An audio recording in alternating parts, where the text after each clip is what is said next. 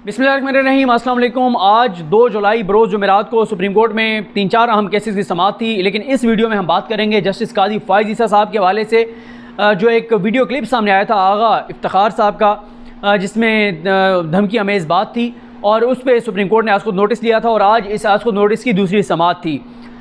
इस वीडियो के बाद अगली वीडियो में मैं आपको बताऊँगा सुप्रीम कोर्ट ऑफ पाकिस्तान में आज एक और इम्पॉर्टेंट केस था, वो था चीनी कमीशन के हवाले से जो चैलेंज किया गया था, शिकायत की गई थी सिंध हाई कोर्ट में और उस पर सिंध हाई कोर्ट ने स्टे दे दिया और आज उस स्टे के ख़िलाफ़ अटॉर्नी जनरल ऑफ पाकिस्तान जो पेश हुए, क्या वो भी एक तवील समाअत थी, उस पर बात करेंगे। और ये जिस केस के बारे में आपको बता रहा हूँ, इसकी जो समाअत है वो तकरीबन आप ऐसे समझें कि तकरीबन कोई 55 मिनट तकरीबन समाअत हुई होगी। आज जैसी समाअत का आगाज़ हुआ तो रोस्टम पर सरकार अब्बास जो कि वकील हैं, जो आगा इफ्तिखार हैं, उनकी वो रोस्टम पर आई। उनके साथ अटॉर्नी जनरल पाकिस्तान खालिद जावेद खान साहब मौजूद थे, उनके पीछे जो है वो DGFIA मौजूद थे। DGFIA के साथ जो कबीर हाशमी हैं जो कि मुनीर मलिक एडवोकेट साहब के एसोसिएट हैं वो मौजूद थे और फ़हीम वज़ीर जो कि असिस्ट कर रहे हैं सरकार अब्बास को, नौजवान वकील हैं, वो वहाँ पर मौजूद थे। जैसे समाअत का आगाज़ हुआ बताया गया चीफ जस्टिस पाकिस्तान जस्टिस गुलजार अहमद साहब को और एजाजुल एहसन साहब को कि जी वो हमने बयान हल्फी जमा करा दिया था और माफ़ीनामा जमा करा दिया है। उस पर एजाजुल एहसन साहब का कहना यह था कि जिस तरह की ज़बान इस्तेमाल की गई है, क्या किसी महज़्ज़ब माशरे में इस तरह की ज़बान इस्तेमाल की जाती है और आप किस तरह की मिसाल बनाना चाहते हैं कि पहले आप एक वीडियो बनाएँ, उसमें गालियाँ दें और उसके बाद आप वो वीडियो यूट्यूब पे अपलोड कर दें, पूरी दुनिया वो देख ले और उसके बाद आपके और आप आकर कहें कि आई एम सॉरी और माफ़ किया जाए और बात ख़त्म हो जाए। ऐसा नहीं हो सकता। इसके बाद उन्होंने कहा, जो उनकी वकील हैं, उन्होंने कहा जी वो तो 26 को भी आए थे, आगा इफ्तिखार साहब खुद माफ़ी मांगने आए थे, लेकिन उनको अदालत से बाहर ले जाया गया और उनको अदालत में नहीं आने दिया गया। फिर चीफ जस्टिस पाकिस्तान जस्टिस गुलजार अहमद साहब ने पूछा कि उनको कब गिरफ़्तार किया गया, तो बताया गया कि उनको 29 जून को जो है वो गिरफ़्तार किया गया है। इसके बाद एजाजुल एहसन साहब ने कहा कि ये एक क्रिमिनल ऑफेंस है, जिस तरह की ज़बान इस्तेमाल की गई है, जिस तरह से थ्रेट किया गया है जजेस को, जुडिशरी को, इदारों को, तो इसमें माफ़ी नहीं हो सकती। उन्होंने कहा इसमें तो अटॉर्नी जनरल पाकिस्तान खालिद जावेद खान साहब ने बताया था कि ATA की भी दफ़ात लगेंगी, तो ये अब मामला इतना सादा नहीं है कि सिर्फ माफ़ी मांगने से जो है वो माफ़ कर दिया जाए।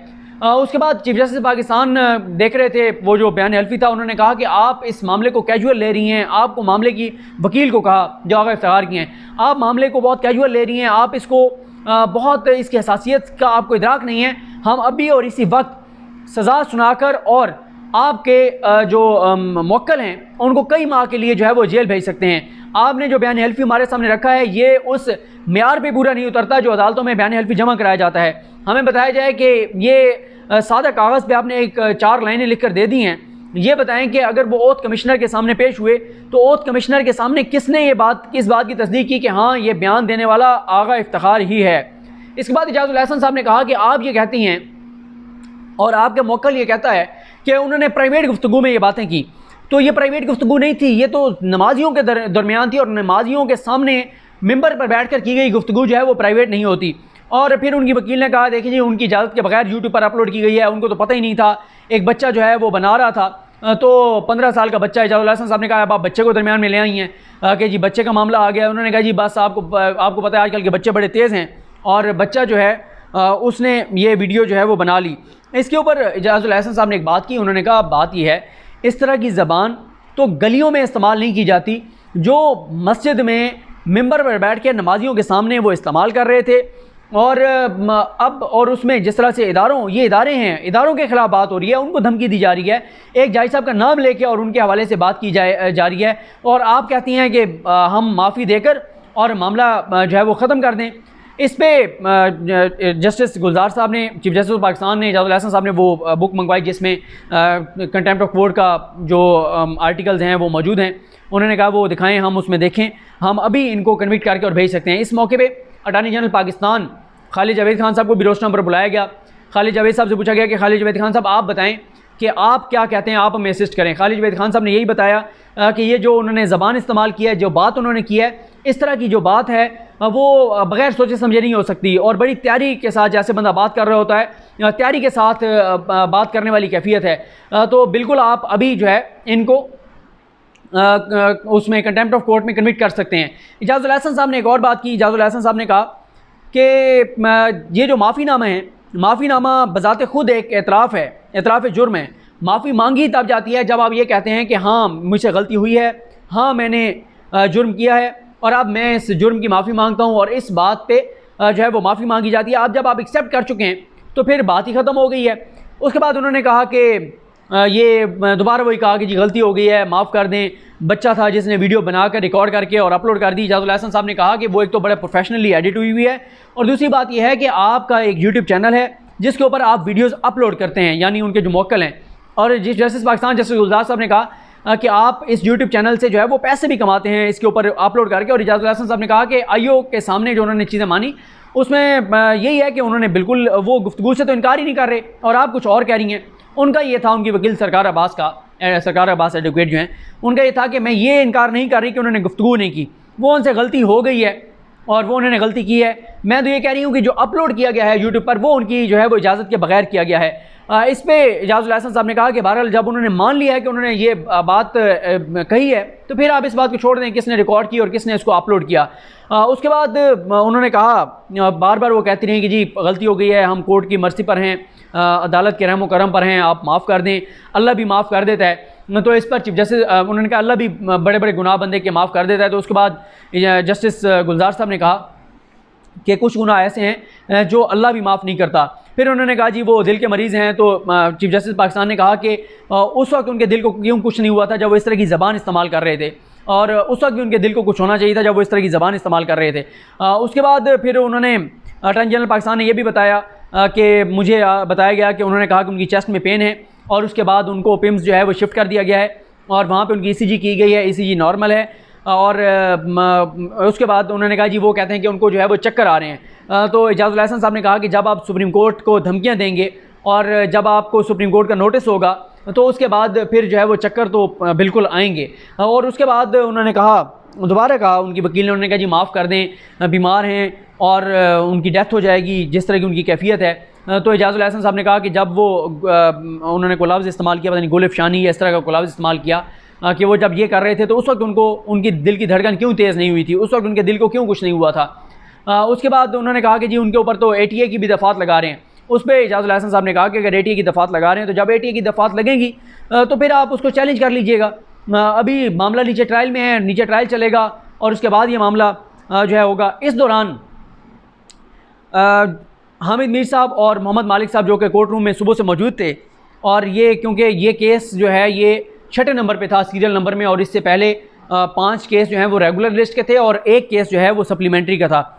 तो उन्होंने कहा, उनके वकील जो हैं हामिद मीर साहब के और मोहम्मद मालिक साहब के, उनके वकील जहांगीर जदून जो पहले मरियम सफदर साहिबा और नून लीग के केसेस लड़ते रहे इलेक्शन कमीशन में, मरियम सफदर की जो चैलेंज किया था पार्टी ओहदे को फ़ारूक हबीब ने, मलिका बुखारी ने, कमल शोजब ने, उसमें भी वो उसमें नून लीग की जानिब से और मरियम की जानिब से ये पेश हुए थे जहांगीर जदून साहब।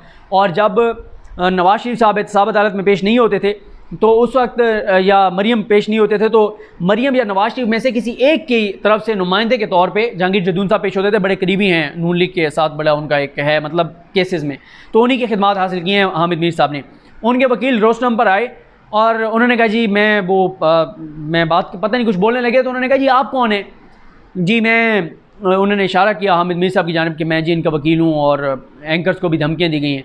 तो उनको बात करने की इजाज़त नहीं मिली और उनको जस्टिस गुलजार साहब ने और इजाज़ुल हसन साहब दोनों ने इशारा किया कि आप साइड पर जाकर बैठ जाएं, और उनको बात करने की इजाज़त नहीं मिली। वो जो एक कोशिश थी कि इस केस को हाईजैक कर लिया जाए और फिर हीरो बना जाए और बयानात दिए जाएँ बाहर निकल के, वो कोशिश जो है वो आज नाकाम हो गई।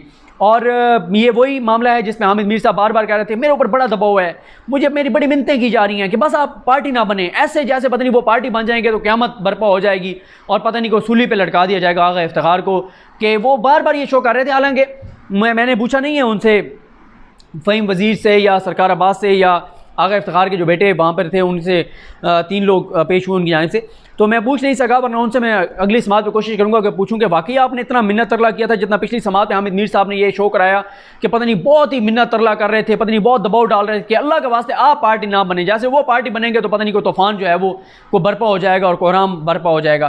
तो कुछ भी नहीं हुआ, उन्होंने उनको बिठा दिया और कोई बात नहीं करने दी। और उसके बाद वो एक मौके के ऊपर कबीर हाशमी आगे बढ़े तो चीफ जस्टिस मैं, हाँ भाई आप कौन हैं?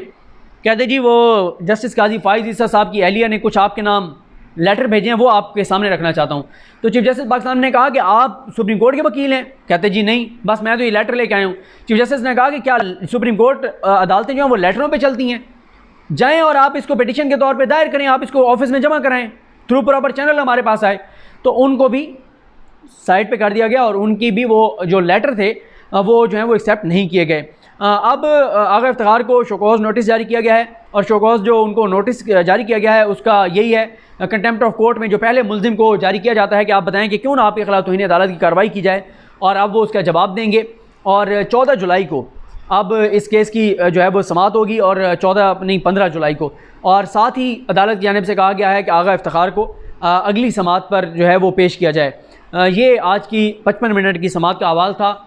इससे अगली वीडियो में मैं आपको तफसील के साथ बताऊंगा कि वो जो चीनी कमीशन के हवाले से आज बहुत इंपॉर्टेंट समाअत थी। आज बड़ा एक ज़बरदस्त मंज़र था। आज पनामा की जो है वो याद आ गई, कैसे आई और क्या हुआ उस पर नेक्स्ट वीडियो में बात करते हैं। मुझे अपनी दुआ में याद रखें। अल्लाह करीम हम सब का हामी नासरो। अल्लाह हाफ़िज़।